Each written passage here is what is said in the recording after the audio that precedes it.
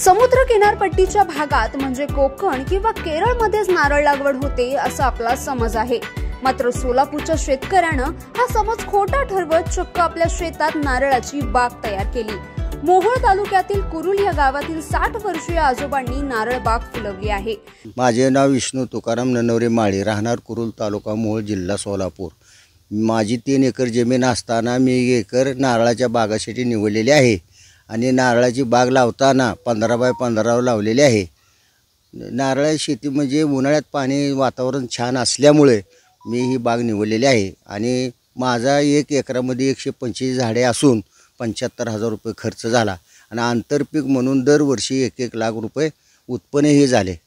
आणि सध्या आता एका नर्सरीवाल्याने 300 नारळाचं आवरेज सांगितलं असताना सुद्धा 100 नारळे लागले तर मी बस आहे। जागेवर 20 रुपये ठोक व्यापारी घेऊन जातात, किरकोळ 30 रुपये नेतात।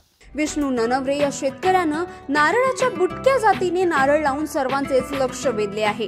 तज्ञांच्या मदतीने 40 डिग्री सेल्सिअस तापमानात त्यांनी ही नारळाची बाग एका एकरात फुलवली। एका एकरात नारळाच्या झाडांची रोपं 15 बाय 15 वर लागवड केली आहे। एका एकरात 145 नारळाच्या रोपाची लागवड त्यांनी केली आहे।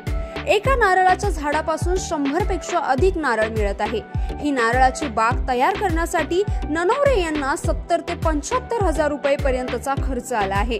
तसंच विष्णू ननवरे यांनी या नारळाच्या बागेत कांदा आणि मेथीच्या भाजीचे आंतरपीक घेऊन 2 वर्षात 2 लाखाचं उत्पन्न देखील मिळवलं आहे।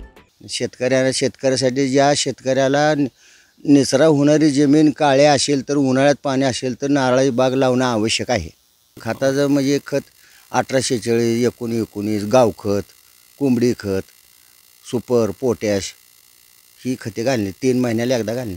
काय सुद्धा नाही, स्प्रे वगैरे काय नाही, फक्त घड निघाल्यानंतर क्लोरो 50% फवारायचं, बुरशीनाशक 1 फवारणी झालं, दुसरं काय नाही।